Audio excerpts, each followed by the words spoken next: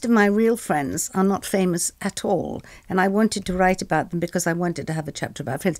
But yes, I did know everybody because I went to Hollywood when I was 21, and I was immediately thrown into the glamour circuit because as a very young girl, the studio bosses used to have parties every Saturday night, and all of the young pretty girls, starlets, were invited. So you would mingle with Lana Turner, Frank Sinatra, Humphrey Bogart, Errol Flynn, all of those. And so I met all those people. That was the end of the golden age of Hollywood.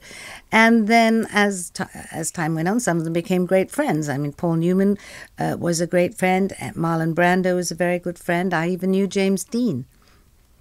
Now, your father gave you some advice, didn't he? Sort of when you were starting out, he said, make your money by the age of 23 because you'll be finished after that. Yes. Well, he wasn't really very perceptive there, was he? No, but that was very prevalent attitude. He really didn't want me to become an actress. He wanted really me to go to secretarial school and find a good husband and get married and have children. That was his ambition for me. My ambition for me was to go to RADA, study, become an actress on the West End stage, like Vivian Leigh, who I absolutely adored, and then graduate to parts like Flora Robson's serious actress parts. Now, you can actually, if you're enjoying our interview so far, you can watch us on the LBC website if you go to lbc.co.uk. Hair makeup. Joan's looking very glamorous, and I'm not, Thank you. as you can imagine. Yes. No, you're supposed to.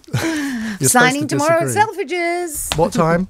2 to 3 in the afternoon. There will be queues. Well, I think so. Now, I particularly enjoyed also my youngest daughter and Tara, and he absolutely adores my grandchildren. They worship him. They think he is just the best. And he is. Everybody who meets Percy said, what a really nice guy. And when I first was going out with him, so many of my girlfriends, unmarried, said, oh, does he have a brother, a cousin, something? He's so nice. You know, men like that don't grow on trees, I'm afraid. But it wasn't love at first sight, was it? It took that was a good little that bit it of wasn't time. love. Yes.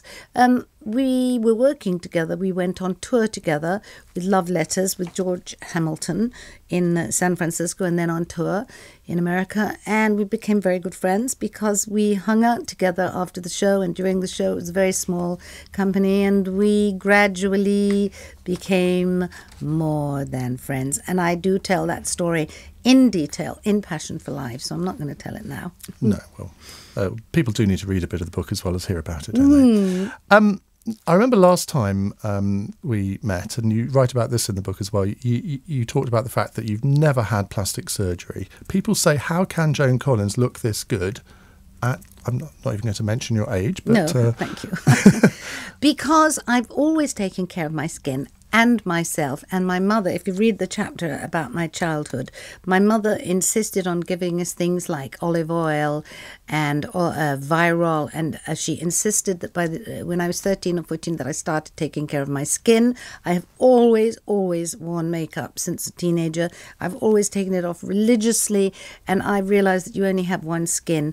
And I also am needle phobic, and I did have Botox once about 20 years ago in my forehead, and it was agony. I hated it. And I saw somebody on TV today who had so many fillers and things in her face, and somebody in their 30s, and it's really sad what people do to themselves. Who was that? I'm not telling you. Oh, go on. No. Well, I interviewed Katie Price the other day. Oh, no, really? We're playing that interview out next week. Yeah. And, I mean, she's had virtually everything done that I think you probably can do. She's only 35, and I said to her, what on earth possesses you to do this? What does? Well, she didn't really answer it, to be fair. But yes, but this is very prevalent in Hollywood. And in fact, first of all, it was the facelifts, and that was the wind tunnel look. That is not so popular now. Now what? And all the women do is they have fat injected into their lips, so they have... And it never looks good, does it? Oh, it looks horrible. I think so. My husband thinks it looks horrible as well. And, I have lines. I have, several chins. No, you don't. But one or two. But I do, Ian, I am very religious. It doesn't matter how drunk I get, which is not that often. I will always take off my makeup. I will always put on my night cream at night, and I am very careful. And how important is diet? Because you say in the book you eat an avocado every day. Yes, I do. I think they're disgusting things. Oh, I just fabulous. couldn't. Oh, horrible. Oh, yes, with little French or Italian dressing. They're great. Stuffed with avocado, which is what I... stuffed with a little bit of cheese or... something Rather like you than me. All right. I don't know if you saw this, but this month Cilla Black revealed that you were her mentor, and as she gets older, she asks herself, what would Joan do? Oh, did she? That's rather flattering, Cilla. isn't it? It's very flattering, yes. I love Cilla. I haven't seen her for a while. In fact, I gave her the name of my dressmaker because she liked some of the things I was wearing. And I said, but don't give it to anybody else. So she didn't. But whenever I called my dressmaker to have something made, often my dressmaker would say, oh, I'm sorry, I'm making something for Cilla. I don't have time. That was the last time I'll give my dressmaker's address to anyone. Well, lots more to come with Joan Collins. Don't forget, you can watch us on the website, lbc.co.uk. I'm going to be asking Joan about Dynasty, whether there's any chance of the equivalent of the Dallas remake with Dynasty. I suspect not, but I live in hope. It's 7:45. And in the LBC 97.3 Travel Centre, it's Glenn Thompsett.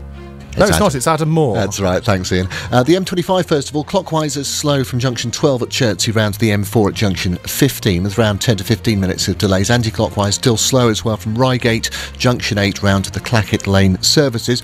Now, in the city, City Road was closed southbound between the Old Street roundabout and Chiswell Street. Just looking on the cameras, they're putting all the tape away now, the police. So it looks as though that will be reopening shortly. In Lambeth, Lansdowne Way remains closed between South Lambeth Road and Wandsworth Road. That's because of a car on fire. This weekend there's engineering work on the London Overground and the Central and District lines. So it is worth checking before you travel at lbc.co.uk. Keeping London moving, your next travel updates in 30 minutes. This is LBC 97.3. If you notice blood in your pee, don't turn a blind eye. Even if you think it was a one-off, or there was only a little bit, or maybe it was that beetroot, or the red wine, or those berries, or you weren't really sure if it was blood or not, tell your doctor. Chances are it's nothing serious, but it could be an early sign of kidney or bladder cancer. Finding it early makes it more treatable. So if you do notice blood in your pee, even just the once, don't make excuses. Tell your doctor straight away.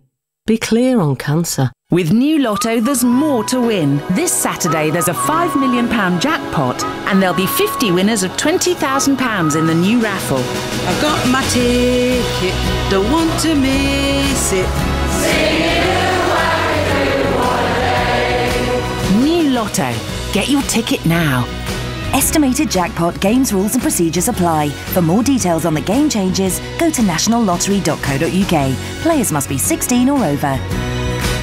Who knows what lies in wait for the unsuspecting used car buyer? What lurks beneath the bonnet? Well, we do. At RAC Cars, we only work with carefully selected dealers to make sure the car you want has had a history check, a multi-point inspection, comes with a warranty and 6 months free breakdown cover. Search for your next car today at raccars.co.uk, the safer way to buy a used car. Motorists, we salute you. Minimum 1 month's warranty, vehicle-based roadside rescue cover, new customers only. Terms and conditions apply. Sitting at a desk for long hours in the wrong type of chair can be very hard on your back. But how do you choose the office chair that's right for you? Back2 is the answer. We offer a wide range of office chairs, sit-stand desks and professional no-obligation advice. Too busy? No problem. We'll carry out a workstation assessment in your office. Back2, open every day in Wigmore Street and online at back2.co.uk. Get back to business with Back2, the office chair experts. Would you like Help to Buy? With a deposit from just £15,000 or 5% and the government scheme, Galliard can now offer new homes at New Capital Quay, Greenwich Riverside, Blackheath Village, Charlton or Woodford Green. To find out more, visit galliardhomes/help to buy. That's galliardhomes/help to buy. LBC 97.3. Coming up at 6:30, Iain Collins. The UK has been named the second worst place in Europe for fuel poverty. Some of us, it seems, are paying more than 10% of what we earn on energy bills alone. Given that public ownership appears to have failed, private ownership seems to be too expensive. What is the answer to cheaper bills? London's biggest conversation with Iain Collins this evening from 6:30 LBC 97.3. Actually from 8. It's 12 minutes to 8 here on LBC 97.3. Joan Collins is with me. If you're watching on the website, welcome. It's lbc.co.uk. We're streaming this interview live. Joan, it's a fabulous cover you've got on the book, and what's Tracy Emin got to do with it? Well, Tracy Emin's a friend of mine, and she came for dinner during the summer, and I was trying to get the right graphics for Passion for Life, and I had gotten some red paint and paper, and I was writing the Passion for Life, and I showed it, and she said, "That's not very good, I can do it a lot better than that." I said, "Well, I'm sure you can." And she said, no, let me do it. So she took some paper, and she wrote it a few times, and this is the result, as you can see. Hold it up for the cameras. Yes, hold it up there. That's Tracy Emin who wrote that. Well, not everyone can say they've got Tracy Emin on the cover of their book. I bet your publishers were quite pleased with you. Yes, they were. But I think because I wanted to have it, because my life is kind of gone by like that, and I do everything very fast. My mother used to call me Miss Perpetual Motion because I can't keep still. I'm very fidgety. Now, Dynasty, which is one of my all-time favourite series. I've got every single box set of it. Have you? I do. No, yes, you can't have the last ones because it hasn't come out yet. All right, well, the ones that have come out. Okay. Yeah, no, I haven't got those. Any chance of a sort of remake in the style of Dallas? We tried to do that. Linda Evans and Stephanie Beacham and John James and I tried. But the studio is absolutely, totally disinterested in redoing it. And even though Dallas did very well, we were strongly rebuffed, and basically we went scurrying off with our tails between our legs and decided to do other things. Well, that's such a shame. It is It was just such an iconic series. I know. You say in the book that when they first asked you to do it, you'd never heard of it, you hadn't seen it, Yeah. and you were only going to get a 6-week run first of all. It turned into 9 years. Yes, and frankly, and that's what I write about in the book, and it was because of me. They were about to cancel the show, and they wanted to bring somebody in who would have confrontation with Crystal and with Blake, and that was so popular with the viewers, and I became instantly flavour of the month or the decade or whatever, and so instead of that 6 weeks, it turned to 9.5 years. And which of the cast did you get on with best? John James, Jeff. Yes. And I got on very well with all the Brit girls, with Emma Sams and Kate O'Mara and Stephanie Beacham. Yeah, and also I got on very well with Diane Carroll. She's still a friend of mine. She lives in the same building in Los Angeles. We all sort of bonded. But, you know, when you work with, I mean, there was basically a cast of 20 or 30. You can't be friendly with everybody, so water finds its own level, and you become friendly with the people that you have the most in common with. Of course, I had the most in common with the English I don't actresses. know why I think this, but I think you didn't get on with Heather Locklear as Sammy Jo. No, Did you? Darling, she was fun. She used to watch me. She came in, she was 21 when she came into the show, and she used to stand on the set and watch me, what I did. And she said, "I'm watching you because I'm the baby bitch." And She had a lot to learn on that score, didn't she? She did. She learned very well. Too well. Yeah. Now, Andrew in Stepney has said, I always wanted to ask Joan about a film she made in 1952 with Harry Fowler called I Believe in You. Oh, yes. Now, she says, as part of it was filmed at the original Oasis swimming pool in Holborn. Yes. It was made from bombed-out cellars. Can she remember what it was like? Was it as glamorous as London could get in post-war London? It was, to me, incredibly glamorous. There was one other outdoor swimming pool, which is at Roehampton, which is where that was rather glamorous because it had grass all around it. But as students, we used to go to that one in Holborn and swim, but it was just plain concrete. And I have a clip of that I do in my one-woman show of Harry Fowler and me in that swimming pool. Well, tell us a bit about that, because you've performed your one-woman show, I mean, not just in this country, but in the States as well. What sort of reception do you get as you go around theatres around the country? Well, great. I'm coming back to London in February to the same Leicester Square theatre just around the corner. Well, if you can start one at 8 o'clock in the evening rather than 7:30, then I can come and watch you. All right. I think I do on Saturday and Sunday, because I have 2 performances at the beginning of February for 10 days. And I'm going to America to do New York for a couple of days. And what's the difference between an American audience and a British audience? I haven't really noticed any difference between them. They are, quite frankly, equally very, very lovely to me, and I get standing ovations and flowers, and it's wonderful. I love doing the show because I have had an interesting life. And Gregory Peck, I'm dropping another name. He was the one that told me at Frank Sinatra's birthday party, I'm dropping another name. Keep on, we don't mind. Yeah. He said, what are you doing now? I said, well, I'm not doing anything because, when you're an actress over the age of 45, parts are thin on the ground. He said, you should do a one-man show, a one-woman show. He said, I've been doing it for 10 years. I have the best fun, and you meet your fans, and you talk about your life. So thank you, Greg. I did it. Now, would you like to still be in feature films? I mean, do you still get offered parts? Yes, I have 2 movies coming out, actually, and I just had lunch yesterday with a director who wants me to be in a movie that we're doing in the summer. He said that this is a wonderful role, a wonderful age-appropriate role.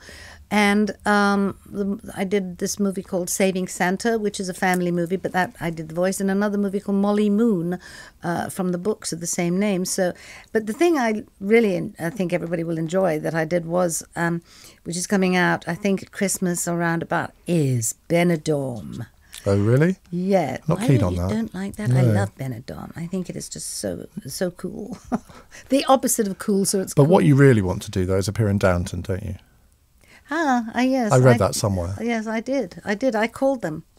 And they said no. Are they mad? They said no. I wanted to play the mother of Lady Cora because I thought that she and I look rather similar, and but I was strongly rejected as being, I don't know why, whatever. They chose Shirley MacLaine, and she's had several Academy Awards. Is all I can say. They know not what they do. Well, thank you. Going back to your husbands. Let's not go back to them, darling.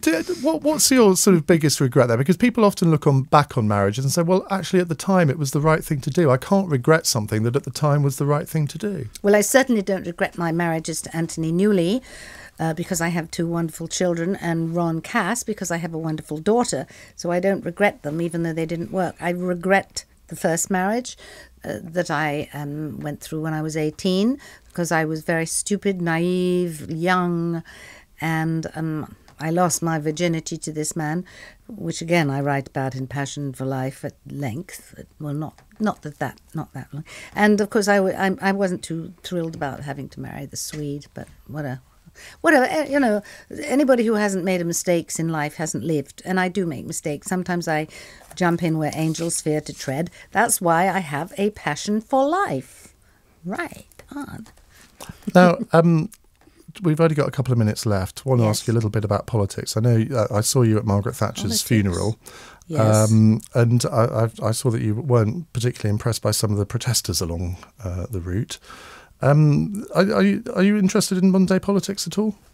I am as interested as anyone should be. I don't think that my opinions as an actress should make any difference to anybody, but I was quite disgusted with the way people acted towards a lady who did a great deal for this country, whatever you may think, and who was having a funeral, and I didn't think that was right.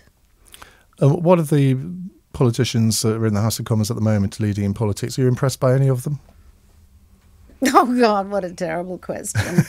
I have to say, at the moment, I think the world is going to hell in a handbasket. I'm not very happy about anything, really. I think it's just not... I just don't think things are working out too well in every way. I think everybody... There's people going to be dying this Christmas.